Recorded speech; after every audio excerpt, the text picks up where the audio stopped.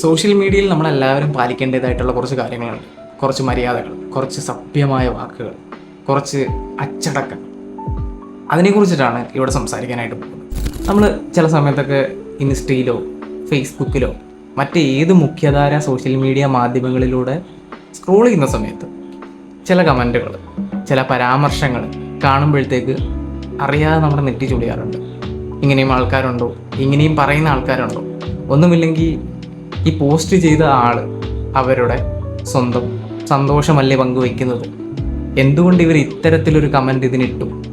ഇതിൻ്റെ എല്ലാം ഉത്തരം എന്ന് പറയുന്നത് എവിടെയൊക്കെയോ എങ്ങനെയൊക്കെയോ സോഷ്യൽ മീഡിയ എങ്ങനെ യൂസ് ചെയ്യണം എന്ന് അറിയാതെയുള്ള ആൾക്കാർ നമ്മുടെ ഇടയിൽ തന്നെ ഉള്ളതാണ്.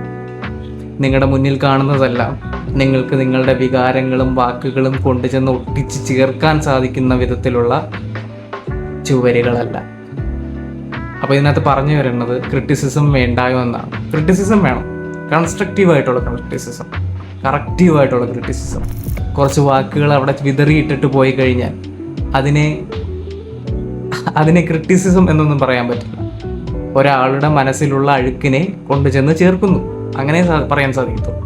അപ്പോൾ ഇതിനകത്ത് നമ്മൾ ഉദ്ദേശിക്കുന്നത്, നമ്മൾ പറയാനായിട്ട് ആഗ്രഹിക്കുന്ന കാര്യങ്ങൾ എന്തെന്ന് വെച്ച് കഴിഞ്ഞാൽ, ഒരു പോസ്റ്റ് കണ്ടു കഴിഞ്ഞാൽ അതിനെ ഒരിക്കലും നിങ്ങളുടേതായിട്ടുള്ള ജഡ്ജ്മെൻ്റൽ പെർസ്പെക്റ്റീവിലൂടെ നോക്കാതിരിക്കുക.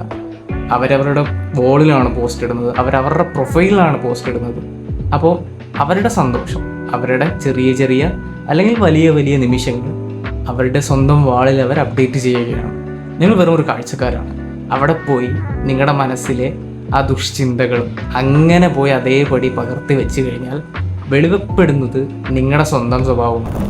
അപ്പോൾ ഇതിനകത്ത് നമുക്ക് ചെയ്യാനായിട്ട് പറ്റുന്ന കുറച്ച് കാര്യങ്ങളുണ്ട്. ഫസ്റ്റ് ഓഫ് ഓൾ, ഒരു റീലിനോ അല്ലെന്നുണ്ടെങ്കിൽ പോസ്റ്റിനോ നിങ്ങൾക്കൊരു കുറച്ച് ഹാർഷായിട്ടുള്ളൊരു ഡയലോഗ് കമൻ്റ് ഇടാൻ തോന്നുകയാണെന്നുണ്ടെങ്കിൽ ആദ്യം ആലോചിക്കുക, നിങ്ങൾക്ക് ഈ ഒരു സംഭാഷണം അല്ലെങ്കിൽ ഈ ഒരു കമൻറ്റ് നേരിട്ട് മുഖത്ത് നോക്കി ആ വ്യക്തിയോട് പറയാനായിട്ട് സാധിക്കും.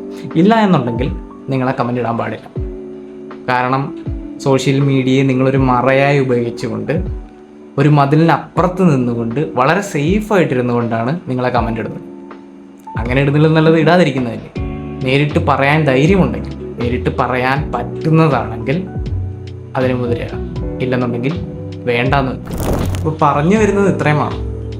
സോഷ്യൽ മീഡിയ ഉപയോഗിക്കുമ്പോൾ മാക്സിമം സപ്പോർട്ടീവായ കമൻറ്റുകൾ ഇടാൻ ശ്രമിക്കുക.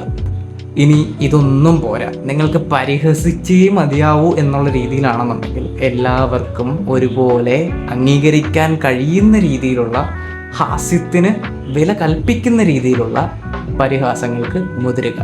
അല്ലാത്ത പക്ഷം മിണ്ടാതെ ഇരിക്കുക. എല്ലാവരും ഇതൊക്കെ പാലിക്കുമെന്നല്ല, പക്ഷേ ഒരു 5 പേരെങ്കിലും പാലിച്ചു കഴിഞ്ഞാൽ ഒരു 50 പേരെങ്കിലും അത് കാണും. 50 പേര് കാണുമ്പോഴത്തേക്ക് 500 പേരോടെങ്കിലും അവരത് പോയി പറയും. അങ്ങനെയെങ്കിലും ഒരു ചെറിയ മാറ്റം നമുക്ക് ഉണ്ടാക്കിയെടുത്തൂടെ? അപ്പോൾ സോഷ്യൽ മീഡിയയിൽ വളരെ സന്തോഷത്തോടെ സമാധാനത്തോടെ എല്ലാവർക്കും നിൽക്കാൻ പറ്റുന്നൊരു കാലം ഉണ്ടാകുമെന്ന് നമുക്ക് പ്രത്യാശിക്കാം.